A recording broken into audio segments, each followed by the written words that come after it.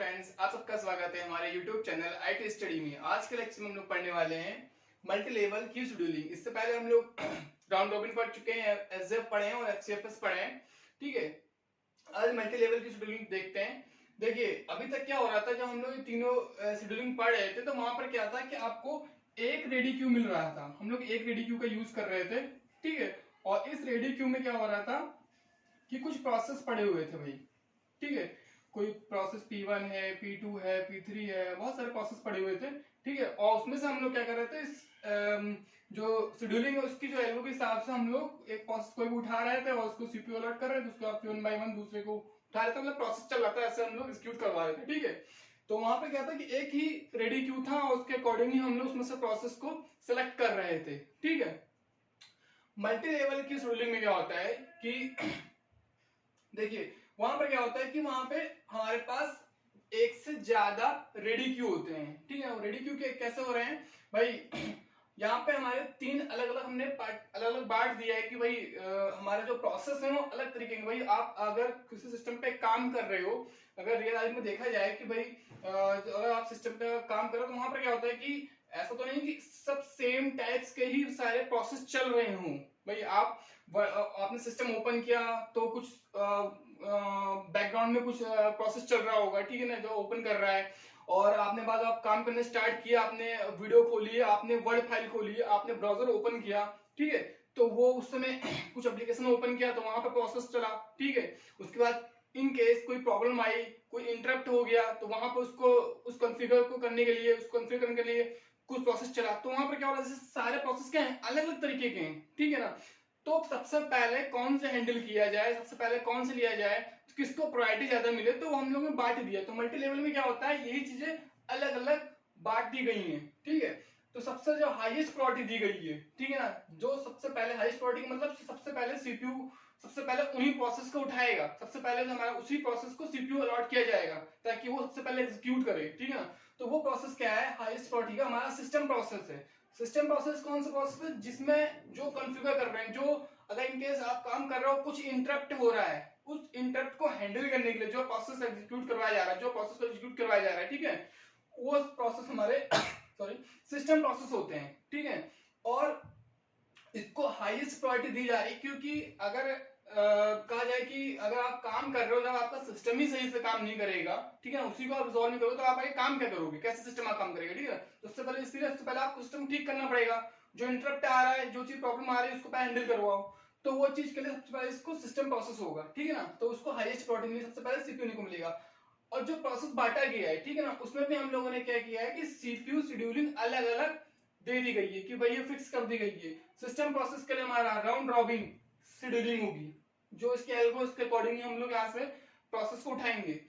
अगर interactive process है, ठीक है, इंटरेक्टिव प्रोसेस कौन से होते हैं, वो प्रोसेस जो हम लोग जैसे कोई एप्लीकेशन ओपन कर रहे हैं, आप वीडियो ओपन कर रहे हैं, ठीक है ना, उसको सॉफ्टवेयर में VLC डाला हुआ है, MP3 को सॉफ्टवेयर डाला हुआ है, ठीक है, कोई फोटोशॉप डाला हुआ है, कोई भी सॉफ्टवेयर अलग से डाला हुआ है, उसको यूज करने जा रहे हैं, तो वो उसको ओपन करने के लिए या जो उस पर वर्क करने के लिए प्रोसेस चल रहा है, ठीक है, वो प्रोसेस हमारे इंटरेक्टिव प्रोसेस होते हैं। ठीक है, और इनकी जो प्रायोरिटी होती है मीडियम होती है। ठीक है ना, ये मीडियम प्रायोरिटी होते हैं कि आपको पहले अगर इंटरप्ट नहीं आ रहा तो फिर उसके बाद फिर आपको उस जो आपने ओपन करना चाह रहे हैं आप वो एप्लीकेशन, वो ओपन होगी तुरंत। ठीक है, मीडियम आपकी प्रायोरिटी रहेगी। इसमें कौन सा शेड्यूलिंग यूज करेंगे हम लोग, SJF यूज करेंगे। ठीक है, और इसकी जो एल्गो उसके अकॉर्डिंग हम लोग पढ़ चुके हैं, इसके अकॉर्डिंग हम लोग उसमें से प्रोसेस उठाएंगे। ठीक, और जो लोएस्ट क्वालिटी का जो लोएस्ट प्रायोरिटी मिलेगी वो हमारा बेस्ट प्रोसेस को मिलेगी। ठीक है ना, बेस्ट प्रोसेस क्या है कि भाई जो बैकग्राउंड में चलते हैं आपके प्रोसेस, कुछ भाई सिस्टम आपने ओपन किया तो कुछ हमेशा बैकग्राउंड में कुछ चलते रहते हैं ना, ठीक है, कि किसी को जरूरत भी नहीं तब वो बैकग्राउंड में चल रहे हैं, तो वो लोएस्ट प्रायोरिटी, उनको कोई भी तभी काम उनको प्रायोरिटी हम लोग लास्ट में दे रहे हैं। ठीक है, तो उसको हम लोग बोलते हैं कि वो बेस्ट प्रोसेस हमारे बैकग्राउंड में चल रहा है, तो उसमें कौन शेड्यूलिंग काम करेगी, उसमें FCFS शेड्यूलिंग हमारी काम करेगी।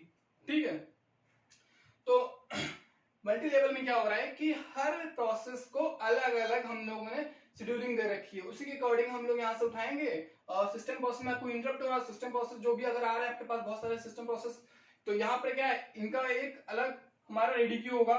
ठीक है, जो हमारा सिस्टम प्रोसेस है इसके पास अपने एक रेडी क्यू होगा, इसमें इसके प्रोसेस जो भी प्रोसेस अगर आ रहे हैं सिस्टम सिस्टम के रिलेटेड, ठीक है ना, जो प्रोसेस होंगे वो हमारे इस सिस्टम प्रोसेस के रेडी क्यू में आएंगे, ठीक है। यहाँ से हमारा राउंड रॉबिन के थ्रू वो प्रोसेस को उठाया जाएगा और सीपीयू अलॉट कर दिया जाएगा, सीपीयू के पास चला जाएगा। अगर कुछ इंटरेक्टिव प्रोसेस हैं, ठीक है ना, उसका हमारे पास यहाँ पे अलग से रेडी क्यू होगा, ठीक है ना, यहाँ पर वो प्रोसेस होंगे और यहाँ से हमारा एसजेएफ के थ्रू क्या कहते हैं सीपीयू अलॉट हो जाएगा। बैच प्रोसेस में क्या है, बैकग्राउंड में जो प्रोसेस चल रहे होंगे उनका एक रेडी क्यू होगा, बहुत सारे अगर प्रोसेस आ रहे हैं तो उनका एक बैच प्रोसेस का अपना एक रेडी क्यू होगा, वहां पर सारे प्रोसेस आएंगे वन बाय वन, वहां से एफसीएफएस के थ्रू सीपीयू अलॉट कर दिया जाएगा, ठीक है। तो यहाँ पर क्या है, हमारे एक से ज्यादा रेडी क्यू यूज किया जा रहा है, ठीक है ना, और वहां पे हम लोग की शेड्यूलिंग है एल्गो, वो अलग अलग हम लोगों ने फिक्स कर दी है, ठीक है ना, कि किसमें कौन सी एल्गो यूज की, किसमें कौन सी शेड्यूलिंग यूज की जाएगी, ठीक है। दिक्कत क्या आएगी, मान लीजिए सिस्टम प्रोसेस ज्यादा हो गए, ठीक है, तो प्रायोरिटी किसको हाईएस्ट है, सिस्टम प्रोसेस को, ठीक है। तो क्या होगा, और इंटरेक्टिव वाले प्रोसेस जो है वो कुछ कम है। अब हमें इंटरेक्टिव प्रोसेस, हमने कोई एप्लीकेशन ओपन किया, हमको कुछ ओपन करना है, बट यहाँ पर अगर सिस्टम प्रोसेस ज्यादा आ चुके हैं तो प्रायोरिटी के अकॉर्डिंग सबसे पहले सीपीयू किसको मिलेगा, सिस्टम प्रोसेस को मिलेगा, जो यहाँ प्रोसेस रेडी क्यू में पड़े हुए हैं, यहाँ वाले को नहीं दिया जाएगा, ठीक है। तो यहाँ पर क्या होगा, प्रॉब्लम क्रिएट हो जाएगी, ठीक है ना, प्रॉब्लम क्रिएट हो जाएगी ना, कि भाई हमको ये ओपन करना है, हमें इंटरेक्टिव प्रोसेस को एग्जीक्यूट करवाना है, बट वो क्या करेगा, सीपीयू किसको मिलेगा, यहाँ पे इस हाईएस्ट प्रायोरिटी वाले को, सिस्टम प्रोसेस को मिलेगा, ठीक है। तो ये प्रॉब्लम क्रिएट होगी, इसका सोल्यूशन हम लोग आगे अपने नेक्स्ट वीडियो में पढ़ेंगे, वहां हम लोग को मल्टी लेवल फीडबैक शेड्यूलिंग पढ़ेंगे, ठीक है ना, वहां पे इसका जो सोल्यूशन होगा वहां मिलेगा हमको, ठीक है। सिंपल सा इतना ही है इसमें, कि आपको जो रेडी क्यू है, यहाँ पे मल्टीपल रेडी क्यू यूज की जाती हैं, इसलिए इसका नाम भी मल्टी लेवल क्यू, ठीक है ना, ये क्यू है हमारे मल्टी लेवल क्यू शेड्यूलिंग, ठीक है ना। और बस इतना ही है इसमें, बाकी ये प्रायोरिटी के अकॉर्डिंग ही वर्क करता है, ठीक है। और स्टारगेसिंग की प्रॉब्लम क्रिएट होती है और उसका सोल्यूशन हम लोग आगे अपने वीडियो में पढ़ेंगे, ठीक है। इसमें सिर्फ इतना ही है। अगर इसमें कोई डाउट अगर है, पहली बात तो ये जो है कि हमारा जो रिटर्न पोर्शन होता है, जो थ्योरी पोर्शन है, ठीक है ना, रिटर्न और थ्योरी वगैरह में ही ये लिखने के लिए एग्जाम में आता है, ठीक है। थ्योरी पोर्शन पूछा जाता है, दो नंबर या 4 नंबर वगैरह में आता है थ्योरी में, ठीक है। बाकी इसमें और कुछ ज्यादा नहीं है, बस इतना ही है, ठीक है।